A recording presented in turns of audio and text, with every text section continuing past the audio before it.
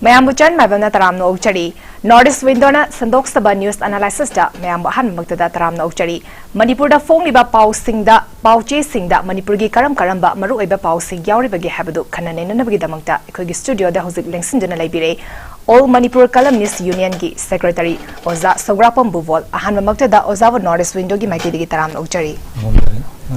Ozahan Badalak Janing ba Wahang se, Kogi Ngarang se, Union Home Minister Amit Sana, Magna Thagat pa exposed Manipur amadi Arunachal Pradesh pilot project oina kilometer amamangi border fencing khanaba hybrid surveillance project ki system ki khutangda paikhatnaba magna fogdokre aduga akoina more dadi hanana hariba kaino se fencing khaba se khagat pa hore aduga atopa kilometer kun amasu khagat nabigi thorang tore haba wafam su thami aduga akoigi paliba lenga asina akoigi Indo Myanmar borders tingam khaisida kilometer listing amaga chatruk nifu dogi border fencing khanaba thorang tore haba wafam su thami masing matang da ozagi opinion kitang thambi Thank you San Maibam yamna mari lenaba kanoni yamna tangai phadaba miyamna yamna demand tawriba Port Amani Laibak Amalai Targadi Magi definite border Kogi Malim Gisana Kanglon the Montevideo Convention Mayam Nasana Kanglon Mayam Yanaraga Laibak Amalai Magi definite population definite boundary in a high sing Masiam Pasana defined Tawduna Lagadoni Adu Akoida Haribasi Akoi Samam Naraga Lerapasi Kuirabani Akoi free movement regime Gazi Akoi misuse Tobako Aduga Pachang the Sangba Aduga Siak Tawdagi Poramalai Adu Miyama demand Toropuse Akoi Amit Sa Honorable Home Minister na Ngarang di Haiva Kanasi Pongdokre Masikaba Horni kilometer Tara Akoigi Kaba Hori Zuhaiko Aduna Masiam na Atuba the Masipa Paikat Kadabani na Kali Adu Mizoram gi Akoigi even government Aduga Mai Tongan ba organization Aduga even Manipur Laiba Zo people Mayam Sinaji Masi Pamde Madam the Moji ethnic relation Mayama Myanmar Dagi Latana Kotana Kushida Marie Lane Kone na Kuigi Amaram Puto Iko Chidai point Ani Kakaina Tamning Mazi Kanoni Nasagi Amana Nasagi Moina Poreba high riba Kanose Kabaya Diena high river se Akoi Karamba ground high river no sinida Akoigi ethnic Bezama country Amada Samna Vida Manipuri Maitaizu Pan Manipuri Bangladesh the lady Siga Imlon Navaka the lady Amada lady Pan the Yumpamo Kanda Akoina Pullaga Tungi Pusher se Culture Giba Marie Akoigi culture the base or Marie Matama culture and integration country relation not the country amagi borderland Hoga Akoigi or economic social political Mayama Purkani have a Malim Gisana Kanglona Yadaba Port Amani Hibasima I Kano Ahamada Tamjage Maramdi Samana some ethnic nationalism Amasung linguistic nationalism je Masi Mui Bigi Sakolapagi history Asiboda United Nations Laktana Kotana the Malemgi globalization Nama Laktana the international customary law Gaina Malemgisana Kangonama Laiba see the ethnic nationalism ga linguistic nationalism Anizigana Asoba Akui Sapu Piriaba Aduna Masi Akui Yadabani Pitribi the ethnic community Amakat like nation number lateva Sanazu Tiba Pango I am a multi ethnic Natani Hamda the product society in Manipur. Adana Hausi Akoigi Cookie Zogi Aduga Mizoram conceptsina Mamang Sumayam Loy Hainegre Bangladesh Chittagong Hill Tracks the Northeast Manipur and the Sin State Myanmar like Tauraga Agoyi Asoba Sunay Leram Dava Ago history ama semkal akanda mogi wakhalon ama semkat pa hoi khan ba yai mioi bana akoi tribal gi stage gi nation gi thak ta kakhat pasi mioi bi honglo bani ko adu sanabi yai tawbadadi already established tawraga lairaba boundary country amagi boundary sing asi ethnic nationalism the yumpham moiraga kano to basi yadi haibani aduna singi aga border bamagi border ga Manipur ki border ga ani gi marakta lairiba border asi laibe yaroi akoi gi kano semgani haibasi malim di masi support over lo mu leiroeba tongan ba Sinda Adalaiba cookie duna, Bramagi cookie, Bamis cookie, Sideda, Indian cookie, समाना concept तो culturing link लेबे याय अखोई मैते issue से आसाम दा मैते लेरी अखोई सिदे दा मैते लेरी अखोई की अदुम आदि आसामीज की आइडेंटिटी दु मणिपुरी जिना आदंगा इ बांग्लादेश की दु अखोई पुंजल या पोंती समाई पुंजल दी श्रीलंका दा तमिल मयाम कनो जित तमिलनाडु की मयाम जुल चट की हायर पसु याय नत्रा समाना तोई कंसेप्ट से मसी यादबनी अमना ngसाई कनो से फेंसिंग जी अमतुना दि खाबा आई ममांगसु कनो सन अदम हाइगिबसे खरा खरा दि खरा जी येंग होसी मखोइदा अखोई की यांगौ पोपी की वाइल्ड लाइफ सेंचुरी लेरी नेचरल अखोई की एनिमल मयाम जिना मागी नेचरल कॉरिडोर इन लेजबसिदा सांगा उसे गोया मयाम अमा ngसाई चटलिजिदा अखोई की इकोलॉजी दा अखोई की बायोडाइवर्सिटी दा मणिपुर इटसेल्फ से आयुसियन हाइबा अखोई की hotspot region of the world की 43 के लेवल नंबर 14 लाइबनी Indo Bangla Burma hotspot region है सिदी फेंसिंग की मरम रिस्क बायोडाइवर्सिटी रिस्क कनो मैम से संगाईगा लेरइबा सिरोई लिली सातलिब नोंगिन लेरिबा सिगुम मैम से कनो अतांगबा इंदी कनो पोट मैम अखोई की बायोडाइवर्सिटी की जीव पाउन मैम से हे खाजंग्रग कनो तौग अखोई मांग करी लेगे मा नेशनल पार्क तू लेब यारखिद्रा यांगोकुपी नेशनल पार्क से हिंगिद्रा हिंगोइद्रा गायन हाइबसे सिगुम्बसिसु खरा येंगो फै फुल सिक्योरिटी थमगा एनिमल गी मी गी इलिगेन कनो दे चाथोकसिन थिंगबको अदुगा सिगुम्बसु येंगो फै अदुबु अरोइबदा नंग हारे पॉइंट फेंसिंग गाबसिदी अदुगा कोकी फ्री रेजी मूवमेंट अखोई की कनो से गवर्नमेंट सु तालगा लाकपा दगी मियामसु पाम्बा मसिदि अथुबदा अदुम तौरदौनी मसी याम अखोई थागतली हाइतारे याम नुंगाइजे सर ओजाना वाफम आदि फजब फजब वाफम के आमसु थंबिग्रेको मथंगदा लाक्सनिंगबसे ngarang se khoi numi chungba pung taran te khra helakpada tumu khongda khoi lengoi pekpa meitei sina lengoi pe kaida kuki yankhai humfu muk se khoi chingdei kumdhara aga के मोहइदा आइदी Meitei सिंगदा attack तोरब बम अमदि नोंमै कापसलकपगी पाउ अखोई अयाबा newspaper सिंगदसु यावबा थेंगनाजे आइदी मखोइना तोरकपदुदा अखोइना आइदी driver सिंगदुना मसा हिंगौनबने आइदना गाड़ी बाबा थादो अमगा चेनबुदुदा अखोई लेहौरिबा 407 यावना Tata truck सिंगसे मोइगी tyre अमदि engine दा नोंमै कापसनदुना आइदी अमांगता थोकनखिबगी पाउसु यावरि मसिगी मतंगदा sir ओजागी ओइबो वाफम कितंग थंबियो होय अखोइजे सन मे अहुमदैनि अखोइजे वादी वा अखोइ वारबने तसेंगना अदुबु अखोइ वाई हाइबदि हाइरोय मरमदि अखोइगी इपा इपुजिंगना सही लिसिंग मयाम अमा सेमकट पिरगा फजरबा आइडिया ऑफ मणिपुर प्लुरलिस्टिक को मल्टी इथनिक टेरिटोरियल बाउंड्री अमा थमदना मसाइगी इसिंगा कनोगा कप खाइदोकनबा यादबगी मरीदुदा अखोइ सेमकपनि अदुना अखोइ फुरुपसिंगसि अमा कायबा मतमदा अरे अतै फुरुपसिंगसिदा अखोइ सोक्तना हिंगौबा यारोइदोबा अखोइ पोट अमनि अखोइगी से अदुना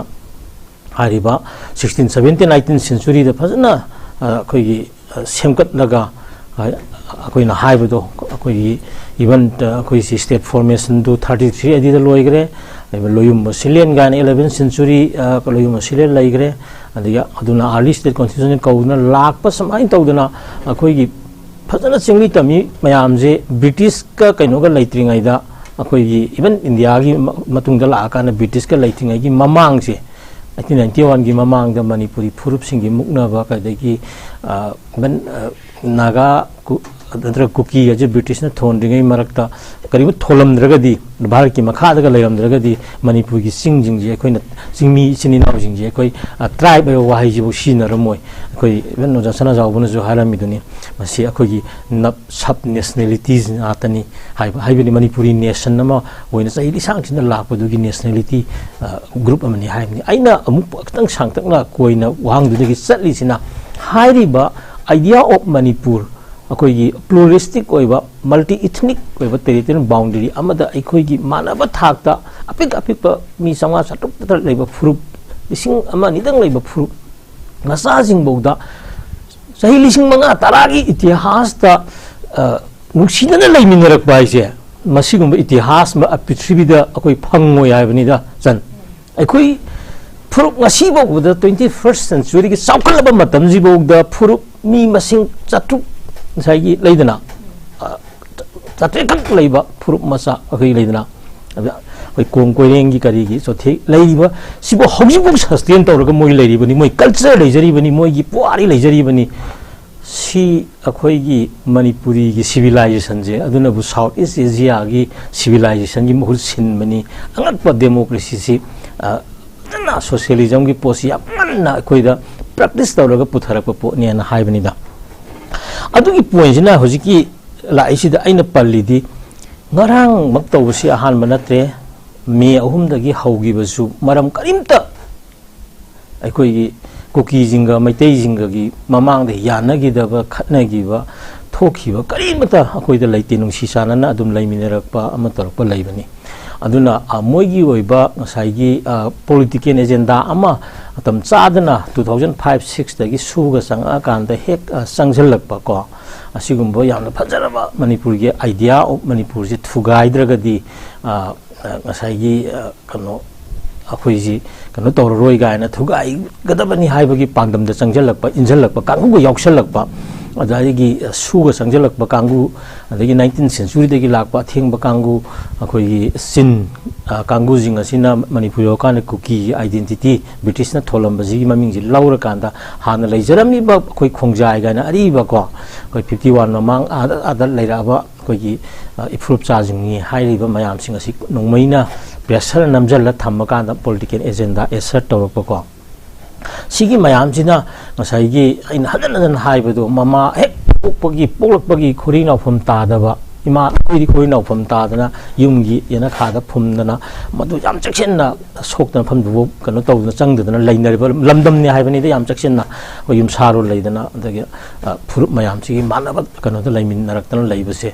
ꯃꯁꯤꯒꯤ ꯄꯣꯠ ꯃꯌꯥꯝꯁꯤꯒꯤ ꯋꯥꯈꯜꯂꯣꯟ ꯐꯥꯎꯗꯕꯁꯤꯡ ꯑꯗꯨꯅ ꯃꯅꯤꯄꯨꯔꯁꯤ ꯊꯨꯒꯥꯏꯅꯕ ꯂꯥꯡꯅꯔꯛꯄꯒꯤ ꯁꯔꯨꯛ ꯑꯃꯅꯤꯅ ꯃꯣꯏꯗ ꯃꯤꯅꯨꯡꯁꯤ ꯍꯥꯏꯕꯁꯤ ꯁꯨꯡꯂꯩ ꯂꯩꯇꯦ ꯍꯥꯏꯕꯅꯤ ꯃꯁꯤꯗ ꯌꯨꯝꯐꯝ ꯑꯣꯏꯔꯒꯅꯤ ꯃꯦ 3ꯗꯒꯤ ꯊꯣꯛꯂꯛꯏꯕ ꯁꯥꯟꯇꯤꯒꯤ ꯔꯦꯂꯤ ꯆꯠꯀꯅꯤ ꯍꯥꯏꯔꯒ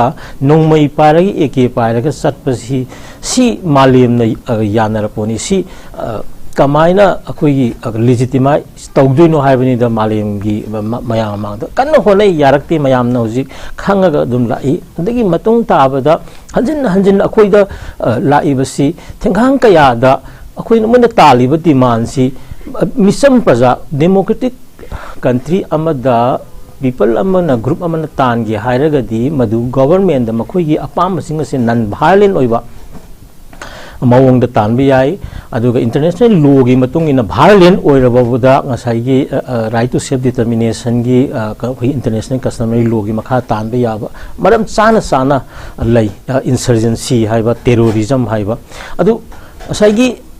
ꯁꯤꯒꯤ ꯃꯔꯛꯁꯤꯗ ꯉꯁꯥꯏꯒꯤ ꯇꯦꯔꯣꯔꯤꯖꯝꯒꯤ ꯄꯥꯠꯇꯅꯦ ꯄꯨꯡꯉꯥꯛꯇ ꯆꯪꯁꯤꯜꯂꯛꯏꯁꯦ ꯃꯦ 3ꯗꯒꯤ ꯑꯩꯈꯣꯏꯅ ꯃꯅꯤꯄꯨꯔꯒꯤ ꯃꯤꯌꯥꯝꯅ ꯈꯕꯔ ꯃꯌꯥꯝ ꯍꯣꯏ ꯅꯦꯁꯅꯦꯜ ꯃꯦꯗꯤꯌꯥ ꯃꯌꯥꯝꯅ ꯌꯥꯝꯅ ꯂꯥꯟꯅ ꯎꯅꯅꯕ ꯍꯣꯠꯅꯩꯀꯣ ꯑꯗꯣ ꯃꯗꯨ ꯃꯣꯏꯁꯨ ꯒ꯭ꯌꯥꯟ ꯇꯥꯔꯛꯇꯅ ꯍꯧꯖꯤꯛꯇꯤ ꯑꯆꯨꯝꯕꯗꯨ ꯏꯔ ꯂꯥꯛꯑꯦ ꯑꯩꯅ ꯍꯥꯏꯕꯗꯤ ꯉꯔꯥꯡꯒꯤ ꯀꯩꯅꯣꯁꯦ ꯑꯩꯈꯣꯏꯒꯤ ꯃꯣꯏꯔꯥꯡ ꯄꯨꯔꯦꯟ ꯇꯨꯃꯟ ꯈꯨꯂꯦꯟꯗ ꯇꯧꯔꯤꯕꯁꯤꯅ ꯑꯍꯥꯟꯕ ꯅꯠꯇꯦ ꯍꯥꯏꯕꯅꯤ ꯃꯁꯤ ꯇꯧꯗꯣꯔꯤ ꯃꯣꯏꯒꯤ ꯇꯦꯔꯣꯔꯤꯖꯝꯒꯤ ꯑꯦꯛꯁꯦ ꯑꯗꯨꯅ ꯃꯩꯇꯩꯁꯦ ꯑꯗꯨꯛꯀꯤ ꯃꯇꯤꯛ ꯁꯥꯎꯍꯜꯂꯒ ꯋꯥꯏꯜ ꯑꯣꯏꯍꯜꯂꯒ ꯀꯃꯥꯏꯅ ꯇꯧꯔꯒ ꯃꯩꯇꯩꯁꯦ ꯑꯩꯈꯣꯏꯒꯤ ꯁꯨꯝ ꯑꯩꯈꯣꯏꯗꯤ ꯄꯨꯔꯥ ꯆꯍꯤ ꯃꯌꯥꯝ ꯑꯃꯒꯤ ꯁꯤꯚꯤꯂꯥꯏꯖꯦꯁꯟꯗ ꯐꯨꯔꯨꯞ ꯃꯌꯥꯝꯒꯤ ꯇꯥꯁꯟ ꯈꯨꯝꯖꯟꯅꯕ ꯍꯣꯠꯅꯕ ꯑꯗꯒꯤ ꯑꯃꯒ ꯍꯤꯡꯃꯤꯟꯅꯅꯕ ꯍꯣꯠꯅꯕꯒꯤ ꯋꯥꯈꯜꯂꯣꯟ ꯑꯁꯤ ꯃꯁꯤ ꯀꯃꯥꯏꯅ ꯂꯥꯛꯑꯣꯏꯗꯒꯦ ꯀꯥꯏꯅ ꯍꯥꯏꯕꯒꯤ ꯀꯩꯅꯣꯁꯤꯅ ꯃꯣꯏꯁꯦ ꯃꯁꯤ ꯊꯨꯒꯥꯏꯅꯕ ꯂꯥꯛꯅꯕꯅꯦꯕ ꯉꯁꯤꯁꯨ ꯍꯌꯦꯡꯁꯨ ꯇꯟꯖꯥ ꯐꯪꯕꯗ ꯃꯣꯏ ꯇꯧꯗꯣꯔꯤ ꯍꯥꯏꯕꯅꯤꯗ ꯑꯗꯨꯅ ꯃꯁꯤꯒꯤꯗꯃꯛꯇ ꯑꯩꯈꯣꯏꯒꯤ ꯐꯨꯔꯨꯞ ꯃꯌꯥꯝꯁꯦ ꯑꯃꯨꯛꯇꯪ ꯑꯩꯈꯣꯏ ꯂꯦꯞꯃꯤꯟꯅꯕ ꯆꯪꯉꯤ ꯍꯧꯖꯤꯛꯇꯤ ꯑꯩꯅ ꯃꯇꯥꯡꯁꯤꯗ ꯍꯥꯏꯖꯔꯤꯁꯦ ꯇꯣꯉꯥꯟꯕ ꯏꯅꯤꯁꯤꯌꯦꯇꯤꯚ ꯃꯌꯥꯝꯁꯨ ꯂꯧꯕꯤꯔꯤ CSO ꯑꯣꯔꯒꯅꯥꯏꯖꯦꯁꯟ ꯃꯌꯥꯝꯅ ꯍꯧꯖꯤꯛ ꯌꯥꯝꯅ ꯀꯩꯅꯣꯅꯤ ꯃꯇꯝ ꯑꯣꯏꯔꯦ ꯃꯌꯥꯝꯅ ꯄꯨꯟꯁꯤꯟꯅꯧ ꯍꯥꯏꯕꯁꯤ ꯄꯨꯜꯂꯤ ꯑꯗꯨꯝ ꯃꯅꯤꯄꯨꯔꯤꯀꯣ ꯑꯩꯈꯣꯏ ꯗꯦꯃꯣꯀ꯭ꯔꯦꯇꯤꯛꯀꯤ ꯀꯩꯅꯣꯁꯦ ꯁꯣꯁꯤꯌꯦꯂꯤꯖꯝ ꯌꯥꯝ ꯋꯥꯡꯖꯕꯅꯤꯅ ꯑꯄꯥꯝꯕ ꯑꯅꯤꯡꯕꯁꯦ ꯑꯩꯈꯣꯏ ꯐ꯭ꯔꯤꯂꯤ ꯐꯣꯡꯗꯣꯛꯏ ꯑꯗꯣ ꯑꯩꯈꯣꯏ ꯃꯁꯦꯟ ꯀꯩꯁꯨ ꯌꯥꯝꯅ ꯈꯣꯏꯈꯥ ꯂꯤꯡꯈꯥ ꯊꯥꯅꯗꯦ ꯈꯔ ꯍꯦꯟꯖꯟꯕ ꯈꯣꯠꯖꯟꯕ ꯃꯤ ꯃꯃꯥꯡꯗ ꯇꯧꯀꯥꯟꯗ ꯃꯗꯨ ꯇꯧꯅꯕꯒꯤ ꯋꯥꯅꯤ ꯑꯗꯨꯅ ꯑꯩꯈꯣꯏꯒꯤ ꯀꯩꯅꯣꯁꯦ ꯇꯣꯉꯥꯟꯕ ꯑꯥꯏꯗꯤꯌꯥ ꯃꯌꯥꯝ ꯑꯃꯒ ꯄꯨꯊꯣꯛꯑꯒ ꯍꯧꯖꯤꯛꯁꯨ ꯃꯌꯥꯝꯁꯦ ꯍꯣꯠꯅꯔꯤꯕ ꯃꯌꯥꯝꯁꯦ ꯃꯅꯤꯄꯨꯔ ꯀꯥꯏꯕ ꯌꯥꯔꯣꯏ ꯍꯥꯏꯕꯁꯤꯅꯦꯕ ꯃꯇꯥꯡꯁꯤꯗ ꯍꯧꯖꯤꯛ ꯇꯟꯖꯥ ꯑꯃꯈꯛ ꯌꯧꯔꯛꯏꯗ ꯑꯩꯅ ꯃꯦꯁꯦꯖ ꯑꯃꯈꯛ ꯉꯁꯤꯒꯤ ꯍꯧꯖꯤꯛꯀꯤ ꯇꯟꯖꯥꯁꯤꯒ ꯃꯔꯤ ꯂꯩꯅꯅ ꯑꯩꯈꯣꯏꯒꯤ ꯀꯨꯀꯤ ꯖꯣꯒꯤ ꯑꯣꯏꯕ ꯃꯤꯂꯤꯇꯟ ꯒ꯭ꯔꯨꯞꯁꯤꯡꯁꯤꯅ ꯇꯧꯔꯤꯕ ꯇꯦꯔꯣꯔꯤꯖꯝꯒꯤ ꯊꯕꯛꯁꯤ ꯃꯁꯤ ꯐꯨꯜꯂꯤ ꯑꯩꯈꯣꯏ ꯗꯤꯐꯥꯏꯟ ꯇꯧꯔꯕꯅꯤ ꯃꯁꯤ मसीगी मायोक्ता अइना पामसे मणिपुर असी सही लिसिंग कया लेरक मणिपुर की कायदनबदा होनरीब सीएसओ अदगी तोंगान तोंगान लूप लोकल लूप गवर्नमेंट अदुगा मसाइगी इवन पॉलिटिकल पार्टी मयाम सिंह से मसे मसे अमुक्तंग कनोने मोई रिप्रेजेंटेटिव से पुंजिलगा कमन कमाइना मोई स्ट्रेटेजी यूनाइटेडली फाइट तौजिगे कमाइना मसी कनो अदुगा सेंटर कमाइना कन्विंस तौजिगे अदुगा मोइसी अदगी लैरिबा कॉन्फ्लिक्ट असम राइफल करीगी थाजबा ट्रस्ट डिफिसिट तारिबे खोलि मयामगसे पुन्ना पुन्ना वन वे दा चटमिनबगी अखोगी होय मदुना पुंजलगा मदु अखोगी ओराइसन दु मांगरो हाइबा नतबा राइसन दु मागी पांदम लैजै फजबा गाता वा कुइ कुइनो वाक तोरकपा खोलकपा मणिपुर कायदनबा होनबा रदेगी मणिपुर की इथनिक पुरेजन थाजरगा मयाम लोइ लाक मयाम से हौजिकी मतमसिददी इवन कनोनी मणिपुर कायनबा होनबा मा मणिपुर कायदनबा होनबा अमगी कनोनी अदुगा कायनबा होनबा सिसु अमु राइटफुल सिटीजन ना ओइद्रिबनी अमु साइगी ममदी एनआरसी तौद्री एनआरसी तौनेना हाइरी को सि तौर मतुंगदा मखोइन 51 गी कन मतुंगदा लाकपा कांगुदी न तानब्रा 51 गी ममांगदा लाकपा कांगुना तानब्रा ममांगदा लाकपा कांगुना तालमगदी होय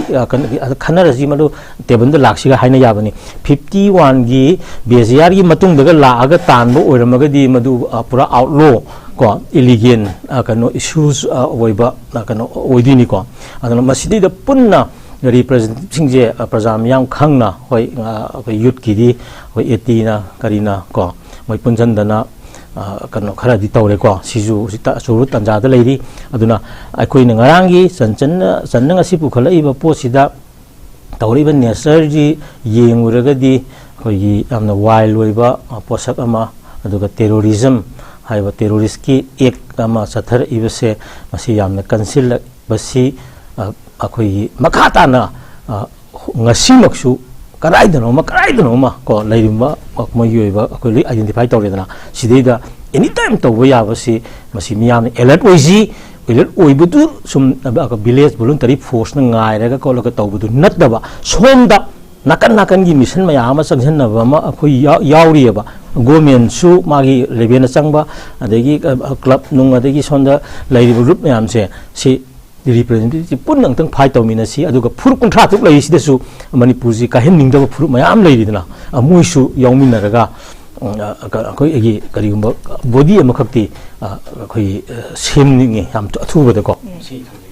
याम फजे ओजाना थंबिरिसे अखोय हाइदी कुकी मिलिटेंट सिंगसना ngasi हें खंगदना मफम एनी मफम अमदा अटैक तोरकपा याबगी चांस लेबनिना अखोय म्याम से पुनसिलगा मदु थेंगना बहोना से हाबा वफम दुने ओजाना थंबिरिसे याम फजे वफम ने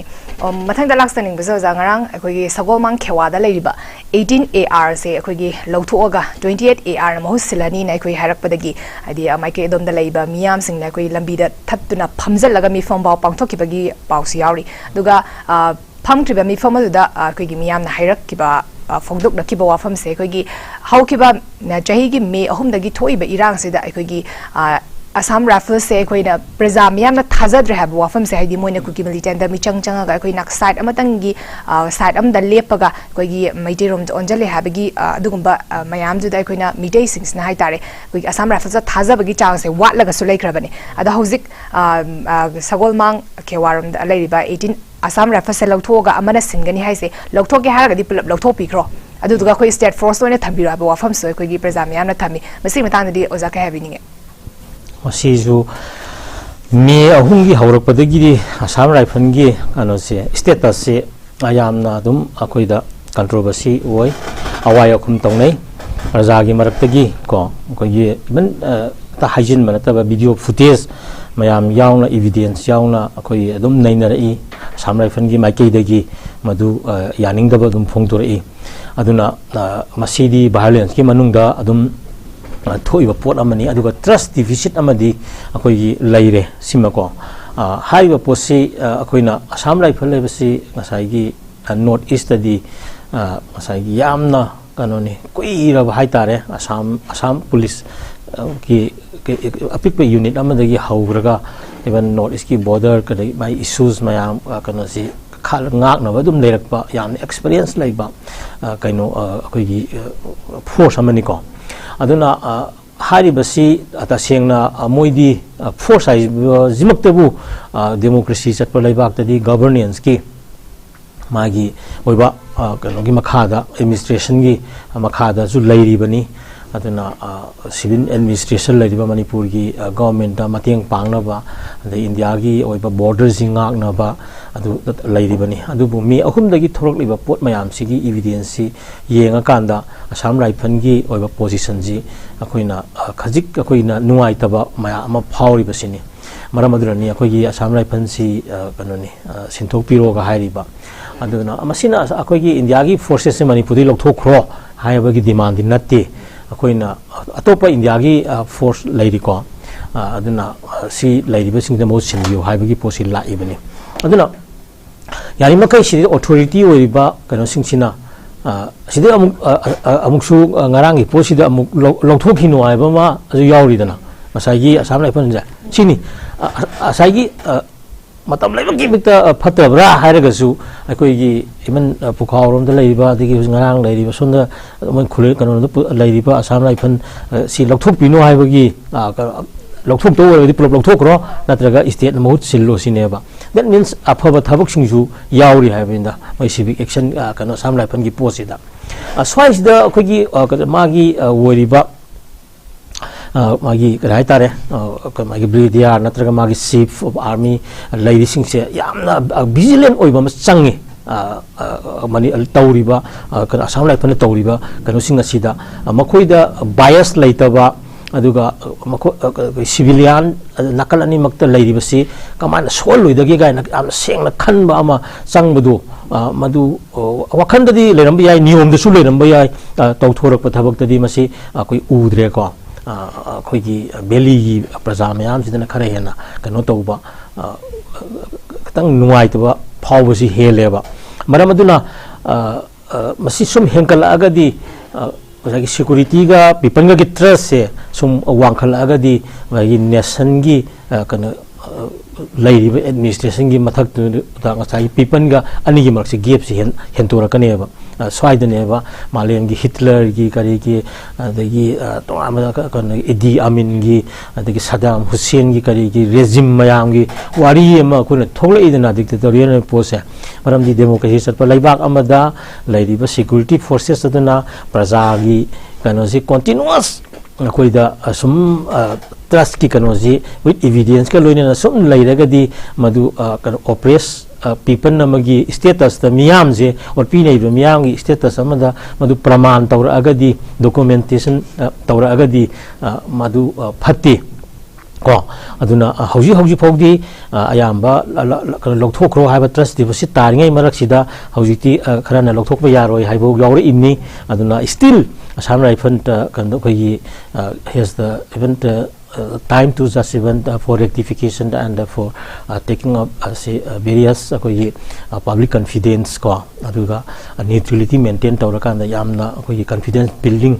like peace building process sida yam effective oiba ma lahoningi aduga hekta kanu khulai paiba amana khulai paidaba amagi mathakta lan heta tabase sineba aina ngai se akigi hoi akoi village voluntary du khulai pai re yare ko अरे मोगी जो खुलाई पाइब लेरे को अखोगी सिन terrorist सिंजा खुलाई पाइब मसेन दु कामनोब अखोई कामनोब हानोब season ओब याय हाइबनिदा अदु खुलाई पाइब न लागा हेक लाकांदा अखोगी मिसम की खुलाई पाइदा द कापकनी न खल्ली बिजदगी हेन तोनबा कनुजे जीबजी मी सिदनी मी नतीगन हाइरिजे अखोइना मसी जिनेवा कन्वेंशन की कनोगी अदगी इंटरनेशनल ह्यूमैनिटेरियन लॉ गाना मालेम की इंटरनेशनल कभी ये लेदना कस्टमरी का लॉ मतम सिदा कॉम्बटेंस का लानी मयाम से कामनरी खुलाई पारी दुबोग द खुलाई जी मसा सोक्तना कनो हिंदी हिंगबा ता लेरगदी खुलाई था यादे हाइनरिमनी एम्बुलेंस ता को आसिया सिगी करीगी लैरिबा कोगी हेल्प चंगिबा मयाम से खुलाई था यादे गाना rule चनबी ngaga koigi sathari ba tainja sidabu village voluntary force tu khanna तौदबीद मिचम खल खल नुमई कापजिबु हौजिकी मतमजिदबु कराइद पृथ्वीद लैरिगे सिनिदा अदुना मसी तहोइदबनी अदुना मसी अदुगा अरोइबदा अमुक निजिंगे हाना हाइगिबदो मसाइगी होय ज्ञान ताद्रे साजी सानिदना ता कोइगी तम तेम तौद्रमनिना मसाइगी लाक्सिन बताई अखोइगी एनी टाइम अखोइगी थोकदबम लैबनिना अखोइजी पुंजिलगा अंतंग को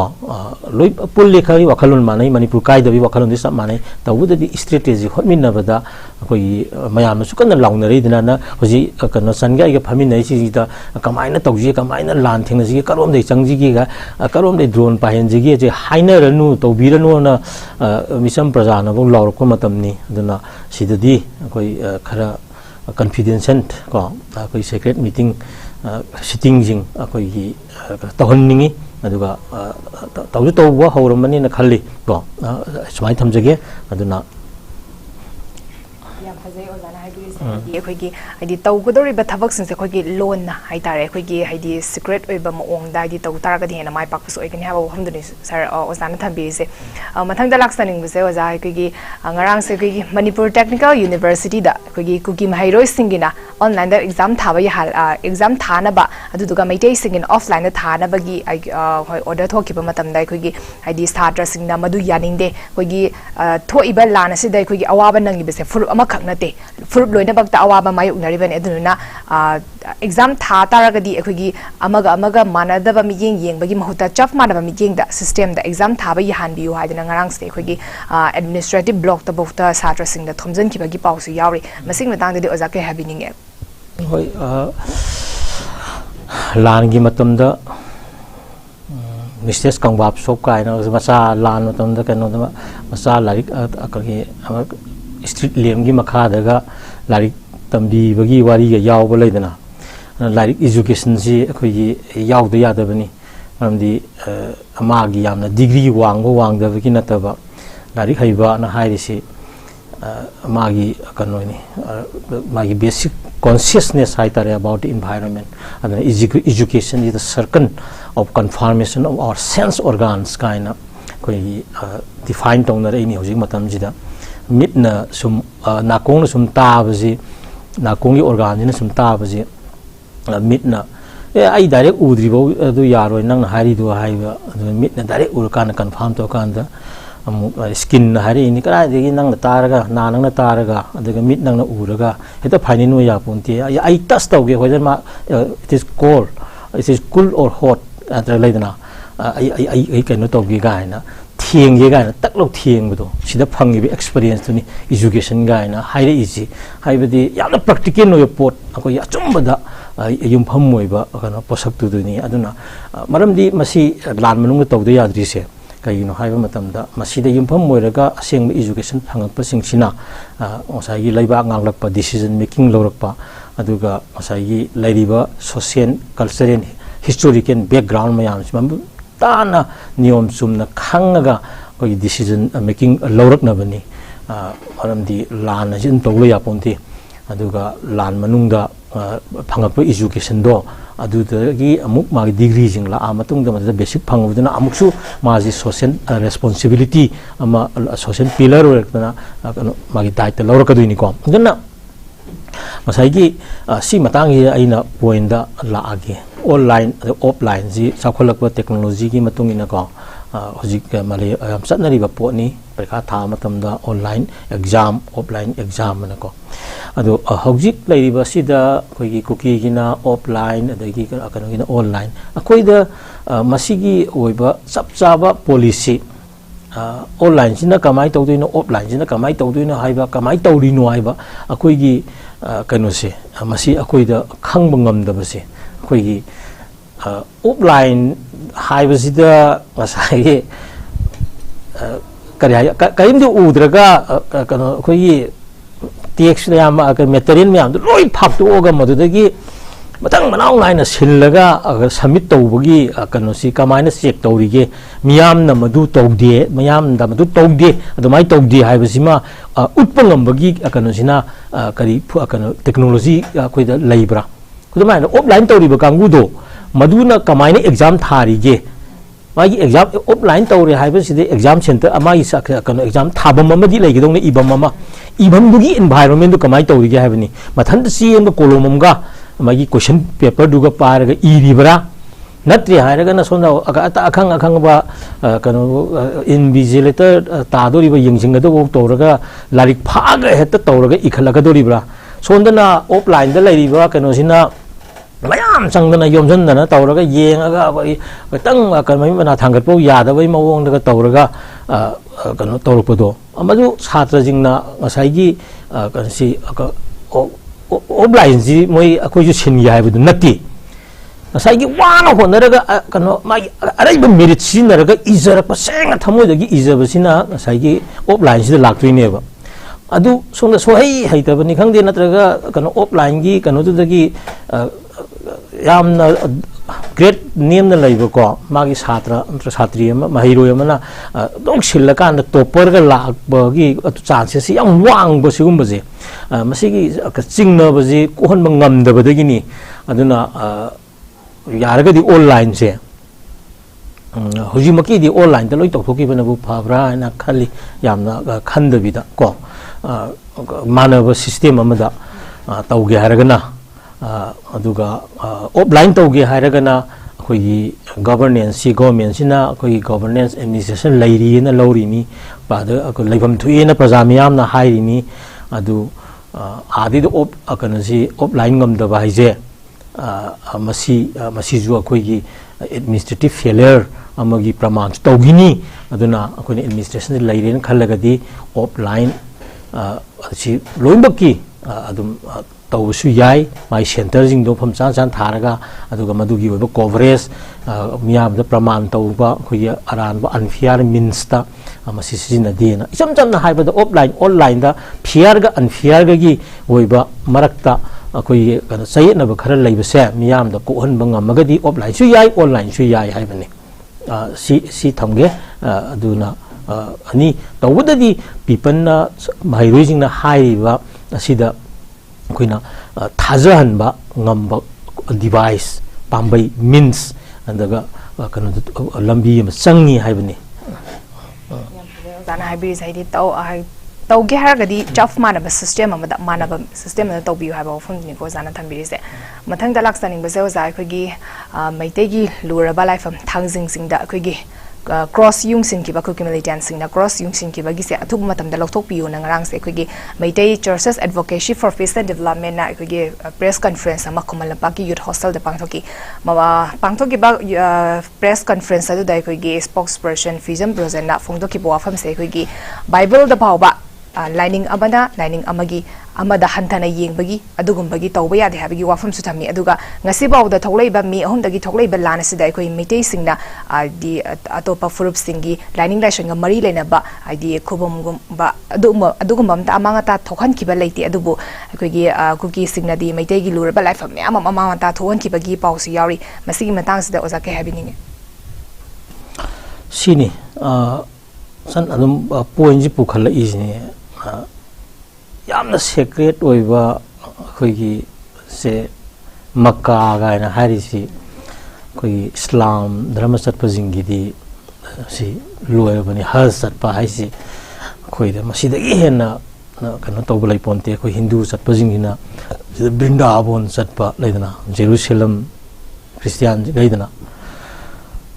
मियोइबगी मागी कनोसी याम नुवाइबा हाइतारे मागी थाजबसिदा क्वाइदगी हेन तौबसि मफमसिदा तंग योगजेबा फंगबदनि था लैरिसिंगसिदा अदु अखोई थांजिंगा हारिबा अखोई मार्जिंग अदगी को कौब्रुगा हारिबा मयामसे मसी अखोई मी हौरोंदगी यौरक्लबा पुया पयाम मना डिफाइन तौरबा अदुगा फुरुप सिंगना मागी हौरक फमनेना थाजरीबा मैतै खतनतना अखै अवा आई ममांग हाइदो अवांग कौबु सुपा लैमलाई खुंदाई अहानबा अखै लेदना हाइदना ngसाइगी लाइबा इरिक मपान थाबलम लांथ्रि मरु थाबलम नंग हाइसिदा कबुई जाति जेलियांग रोंगमै जाति मोइसिना मोइजु कौबुदगी हौरई गायना थाजरीबा फुरुप अयामसि असदगी खुंथोरकपदगी आइदि इवन कौबुजी फोसिन फंगिनी ꯀꯧꯕ꯭ꯔꯨꯁꯨ ꯇꯝꯄꯥꯛꯁꯨ ꯄꯨꯂꯞꯁꯤ ꯀꯩꯅꯣ ꯇꯧꯔꯝꯃꯤꯅꯤꯀꯣ ꯑꯩꯈꯣꯏꯒꯤ ꯏꯁꯤꯡ ꯃꯈꯥ ꯂꯩꯔꯝꯕꯗꯒꯤ ꯏꯟꯈꯠꯂꯛꯄꯗ ꯀꯧꯕ꯭ꯔꯨꯗꯨꯅ ꯋꯥꯡꯕꯒꯤ ꯃꯊꯛꯇ ꯑꯣꯏꯖꯈꯤꯕꯩ ꯋꯥꯅꯤ ꯑꯀꯪꯕ ꯃꯐꯝꯗꯨꯗ ꯍꯥꯟꯅ ꯊꯣꯛꯂꯛꯄꯗꯒꯤ ꯂꯥꯛꯄꯅꯤ ꯑꯗꯨꯗꯒꯤ ꯌꯥꯝꯅ ꯁꯦꯡꯅ ꯑꯩꯈꯣꯏꯒꯤ ꯃꯤꯊꯣꯂꯣꯖꯤ ꯑꯣꯏꯖꯔꯒꯁꯨ ꯌꯥꯝꯅ ꯁꯥꯏꯟꯇꯤꯐꯤꯀꯦꯜꯂꯤ ꯀꯩꯅꯣ ꯑꯣꯏꯕ ꯍꯥꯏꯗꯤ ꯃꯁꯥꯅ ꯆꯤꯡꯒꯤ ꯁꯔꯨꯛꯁꯤꯡꯗ ꯍꯥꯟꯅ ꯂꯩꯔꯝꯕ ꯂꯩꯀꯨꯠ ꯂꯩꯔꯥꯏ ꯅꯠꯇ꯭ꯔꯒ ꯀꯩꯅꯣ ꯁꯨꯔꯨꯡ ꯀꯦꯞ ꯑꯩꯈꯣꯏꯒꯤ ꯂꯩꯗꯅ ꯈꯪꯈꯨꯏ ꯀꯦꯞ ꯑꯩꯈꯣꯏꯒꯤ ꯊꯥꯔꯣꯟ ꯀꯦꯞꯄꯨ ꯑꯣꯏꯔꯣ ꯑꯃ ꯂꯩꯔꯣ ꯁꯤꯗ ꯌꯥꯝꯁꯦ ꯁꯤꯒꯤ ꯑꯩꯈꯣꯏꯗ ꯌꯥꯝꯅ ꯁꯦꯀ꯭ꯔꯦꯠ ꯑꯣꯏꯕ ꯌꯥꯝꯅ ꯁꯦꯡꯖꯕ ꯑꯩꯈꯣꯏꯒꯤ ꯍꯧꯔꯛꯐꯝꯅꯤ ꯈꯟꯗꯅ ꯑꯩꯈꯣꯏꯅ ꯂꯩꯖꯕ ꯄꯣꯠꯁꯛ ꯑꯃꯈꯛꯅꯤ ꯍꯥꯏꯕꯅꯤꯗ ꯊꯥꯡꯖꯤꯡꯒꯩꯁꯦ ꯊꯥꯡꯖꯤꯡ ꯂꯥꯏ ꯍꯔꯥꯎꯕ ꯁꯤꯗ ꯀꯕꯨꯏ ꯁꯂꯥꯡ ꯃꯥꯏꯕꯒꯤ ꯀꯩꯅꯣ ꯃꯌꯥꯝ ꯑꯃ ꯊꯣꯛꯂꯛꯀꯗꯣꯏꯅꯤ ꯑꯩꯈꯣꯏꯒꯤ ꯂꯩꯗꯅ ꯆꯤꯡꯒꯤ ꯀꯩꯅꯣ ꯃꯌꯥꯝ ꯑꯃ ꯑꯩꯈꯣꯏꯒꯤ ꯄꯨꯔꯣꯍꯤꯠ ꯍꯥꯏꯇꯥꯔꯦ ꯃꯥꯏꯆꯧꯁꯤꯡ ꯁꯤ ꯃꯐꯝꯁꯤꯗ ꯉꯁꯥꯏꯒꯤ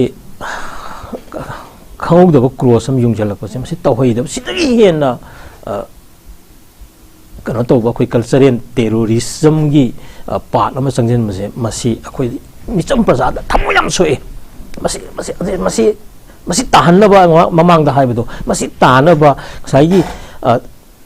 ꯇꯦꯔꯣꯔꯤꯖꯝꯒꯤ ꯇꯦꯔꯣꯔꯤꯁꯀꯤ ꯋꯥꯈꯜꯗꯗꯤ ꯃꯣꯏꯅ ꯇꯧꯕ ꯈꯨꯗꯤꯡꯃꯛꯁꯤ ꯑꯐꯕꯅꯦꯅ ꯈꯜꯂꯤꯅꯤ ꯑꯗꯩ ꯃꯥꯂꯦꯝꯁꯤ ꯁꯣꯁꯤꯌꯦꯂꯤꯖꯝ ꯅꯠꯇ꯭ꯔꯒ ꯏꯚꯟ ꯐ꯭ꯌꯨꯗꯦꯂꯤꯖꯝꯁꯤ ꯀꯩꯗꯒꯤ ꯑꯣꯜꯂꯛꯅꯕ ꯍꯣꯠꯅꯕꯗ ꯃꯗꯨ ꯊꯦꯡꯅꯔꯒ ꯉꯝꯃꯒ ꯑꯣꯜꯂꯛꯏꯕꯅꯤ ꯃꯗꯨꯗ ꯑꯆꯧꯕ ꯍꯤꯠꯂꯔ ꯑꯣꯏꯔꯣ ꯅꯥꯆꯤ ꯃꯌꯥꯝ ꯇꯨꯝꯃꯒ ꯉꯁꯥꯏꯒꯤ ꯑꯩꯈꯣꯏꯒꯤ ꯉꯁꯤꯒꯤ ꯃꯤꯑꯣꯏꯕ ꯈꯨꯟꯅꯥꯏ ꯆꯥꯎꯈꯠꯂꯛꯄꯁꯤ ꯂꯥꯛꯏꯕꯅꯤ ꯑꯗꯨꯕꯨ ꯂꯦꯝꯍꯧꯕ ꯑꯩꯈꯣꯏꯒꯤ ꯔꯦꯝꯅꯦꯟ ꯇꯦꯔꯣꯔꯤꯖꯝꯒꯤ ꯑꯣꯏꯕ ꯇꯦꯔꯣꯔꯤꯁꯀꯤ ꯄꯥꯔꯠꯁꯤ ꯑꯗꯨꯝ ꯃꯤꯑꯣꯏꯕꯒꯤ ꯃꯁꯥꯗ ꯌꯥꯎꯕꯗꯨ ꯂꯥꯛꯊꯔꯛꯄꯒꯤ ꯄꯥꯔꯠ ꯑꯃꯅꯦꯅ ꯂꯧꯅꯤꯡꯉꯤ ꯊꯥꯡꯖꯤꯡꯗ ꯇꯧꯔꯤꯕꯁꯦ ꯑꯁꯤ ꯇꯧꯔꯛꯀꯅꯦꯕ ꯁꯤꯒꯤ ꯁꯦꯟꯇꯤꯃꯦꯟꯁꯤ ꯀꯃꯥꯏꯅ ꯁꯥꯎꯍꯟꯁꯤꯒꯦ ꯀꯃꯥꯏꯅ ꯇꯧꯍꯟꯁꯤꯒꯦꯁꯦ ꯑꯗꯣ ꯑꯩꯈꯣꯏꯅ ꯃꯤꯑꯣꯏꯕꯒꯤ ꯋꯥꯈꯜꯗꯨ ꯆꯦꯜꯂꯨꯕꯅꯤ ꯑꯩꯈꯣই ꯉꯝꯗꯕ ꯅꯠꯇꯦ ꯀꯣ ꯑꯗꯨꯝ ꯍꯤꯡꯁꯥꯒꯤ ꯊꯕꯛꯇ ꯆꯣꯡꯁꯤꯜꯂꯒ ꯇꯧꯁꯨ ꯑꯗꯨꯝ ꯃꯁꯤ ꯃꯤꯌꯥꯝꯒꯤ ꯁꯦꯟꯇꯤꯃꯦꯟ ꯌꯥꯝ ꯊꯤꯅ ꯁꯥꯎꯍꯟꯕ ꯍꯥꯏꯕꯁꯦ ꯃꯁꯤ ꯍꯧꯔꯛꯈꯤꯅꯤ ꯃꯌꯥꯝ ꯇꯨꯃꯤꯟꯅ ꯂꯩꯔꯣꯏ ꯃꯤꯌꯥꯝꯁꯦ ꯀꯣ ꯃꯣꯏꯁꯨ ꯊꯦꯡꯅꯒꯦꯅ ꯇꯧꯔꯝꯕ ꯌꯥꯏ ꯇꯧꯕꯗꯗꯤ ꯃꯥꯂꯦꯝꯒꯤ ꯃꯤꯌꯥꯝꯅ ꯌꯦꯡꯉꯛꯄ ꯃꯇꯝꯗ ꯑꯆꯨꯝ ꯑꯔꯥꯟꯗꯣ ꯃꯗꯨ ꯃꯣꯏꯗ ꯋꯥꯅꯤ ꯍꯥꯏꯕꯅꯤꯗ ꯑꯗꯩ ꯏꯕꯤꯗꯦꯟꯁ ꯀꯔꯤꯃꯠꯇ ꯂꯩꯇꯅ ꯉꯁꯥꯏꯒꯤ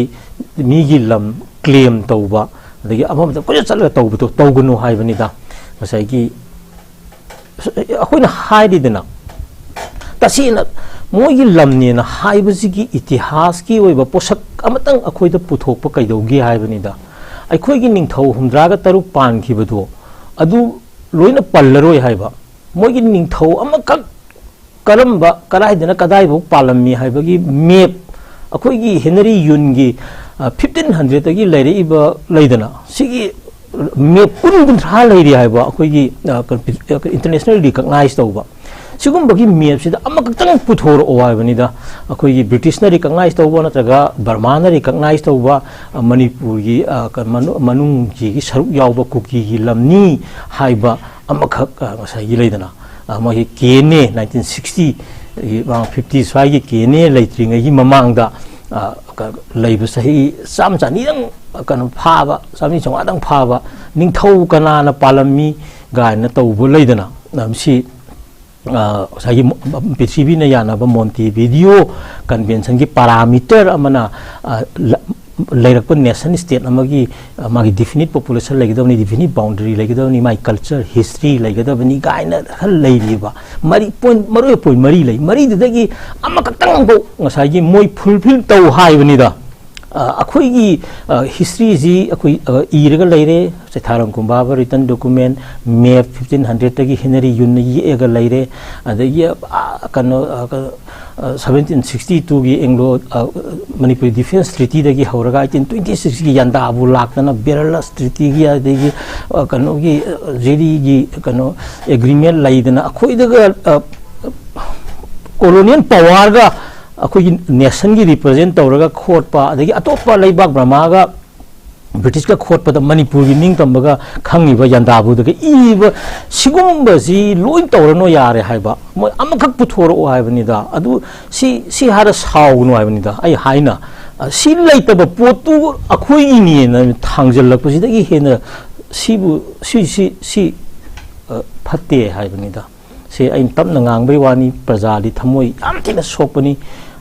मरमदी अखोइदी सही यहो चैरावबो लाक्तोरी हजि चैरावबो लाक्पसिदा सिंग काजरगा सिंग इपा इपु निंजंगा हजि अनक अनक कारगा निंजंजदोइनी सिंगजी अखोइदी लाइनी को अखोइगी सिंग तमगी मरी जिदी सेतोकनब मियोइबगी हक्चांगुमनी आई हक्चांगजिमा लैब मतमदा ऑर्गन अमखक सिदगी अमत कायबि यादबनी आई जि ngangi ngang ngamoidोरिमनी आई लै यावदबदा आई सिंबान यावदबदा अदुना मणिपुरी फुरुप कुंथ्रा से हक्चांग यावरिबा पार्ट खुद पार्ट अदगी ऑर्गन जे मसी ओइमिनरिबनी मसीगी आइडिया ऑफ मणिपुर सिदनी ngasi अखोइना सही लिसिंग मंगा तरा हिंगदना मालियम जिना अदुम अंगक फुरुप खलमनी एबा अखोइसे दुना 300 अखोइगी 10 before Christ the polo puthokna maliam the pidana maliam sanadana manipurdaga hauraphamni ga ina laktana tourist me laiba pose hoi khangningi aduna masi center na state attentive oiba se hoi government natraga initiate so hojik masi area na pukhasi adu hariba jaga sing thangjingdi kano ju protected area kano su oramani ya koi heritage site so moramani ko aduna ka ate te leiri me am si su woiri bani ko ka ubruga je aduna masi gi protection je masi